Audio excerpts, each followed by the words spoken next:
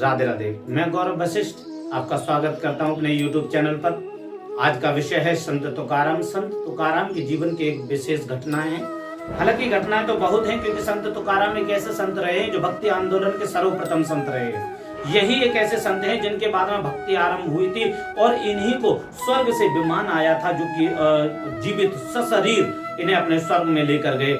क्योंकि यही एक संत हैं जिनके लिए कलयुग में विमान आया था। विमान की बातें होती जरूर थी, लेकिन विमान हजारों लोगों ने उस वक्त देखा था जब तुकाराम के लिए आया था 1518 में। यह सबसे महत्वपूर्ण बात है कि जिस समय संत तुकाराम उनकी जब ख्याति चारों तरफ फैल रही थी, उनके विषय में ज्यादा प्रचार हो रहा था कि भक्ति आंदोलन के सर्वप्रथम स्तंभ जो हैं वो संत तुकाराम हैं, और उस पर छत्रपति शिवाजी को यह बात पता चली तो छत्रपति शिवाजी संत तुकाराम से मिलने के लिए उनके आश्रम पर गए। और जैसे ही आश्रम पर पहुंचे और उन्होंने निवेदन किया कि मुझे आप अपना शिष्य बना ले, मैं आपको गुरु बनाने के लिए यहाँ आया हूँ, तो संत तुकाराम ने मना कर दिया छत्रपति शिवाजी से कि मैं आपको अपना शिष्य नहीं बना सकता।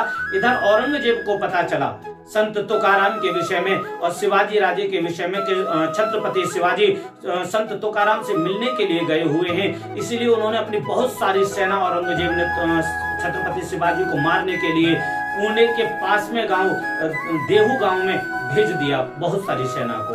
लेकिन बहुत सारी सेना जैसे ही जाकर आश्रम के चारों तरफ के स्थान को घेर लिया, संत के तुकाराम के आश्रम को, तो संत तुकाराम ने एक ऐसी माया रची कि सारे के सारे सैनिक एक दूसरे को मार के मर गए, परंतु छत्रपति शिवाजी पर छोटा सा भी कोई भी प्रभाव नहीं हुआ और वो बड़े आसानी से अपने राज्य के लिए चले गए। ये बात कुछ ही समय में चारों तरफ ये फैल चुकी थी और औरंगजेब भी इस बात से घबरा गया और उसकी सेना उस क्षेत्र में घुसने से भी बहुत डरती थी। याद रखना, संत का प्रभाव हो तो याद रखना अच्छे अच्छे क्रोधी या पापी ही व्यक्ति क्यों ना हो, प्रत्येक मनुष्य भयभीत होता है। लेकिन उनके जीवन की एक घटना, संत तुकाराम के जीवन की घटना, जिसको मैं आपको आज बताना चाहता हूँ। संत तुकाराम के पास में एक बार एक शिष्य आया और उस शिष्य ने आकर कहा, प्रभु आपका इतना अच्छा व्यवहार है, प्रत्येक मनुष्य आपको अच्छी भली भांति से जानता है, आपका कहीं भी व्यवहार खराब नहीं है, आखिर मुझे ऐसा क्या करना चाहिए कि मेरा भी व्यवहार आपकी तरह हो जाए।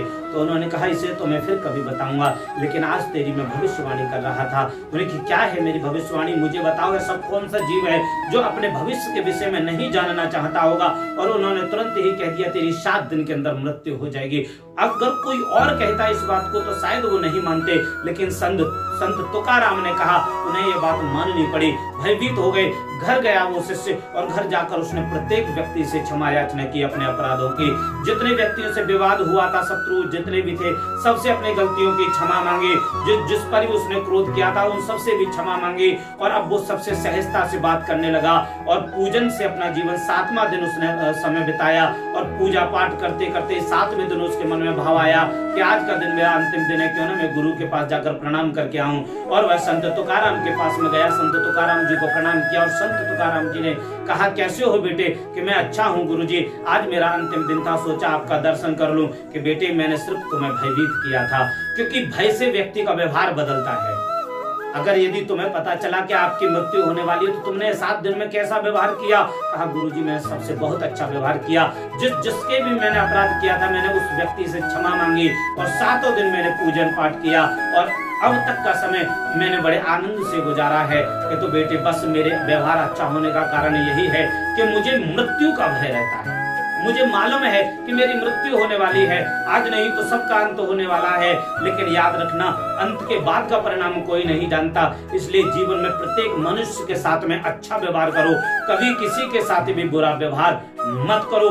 यही संत तुकाराम का एक बहुत ही बड़ा रहस्य था। वो प्रत्येक मनुष्य से कहते थे कि मृत्यु से भयभीत हो, क्योंकि जो व्यक्ति में मृत्यु से भयभीत होगा वो कभी भी जीवन में किसी का भी अपराध नहीं कर सकता। यही था मेरा आज का विषय। अगर यदि आपको अच्छा लगे तो लाइक करना, कमेंट करना और शेयर भी करना। और अगर यदि आप हमारे चैनल पर प्रथम बार आए हैं तो आप हमारे चैनल को जरूर सब्सक्राइब करें, जिससे कि और भी महान संतों की कथाएं आप तक पहुंचती रहे।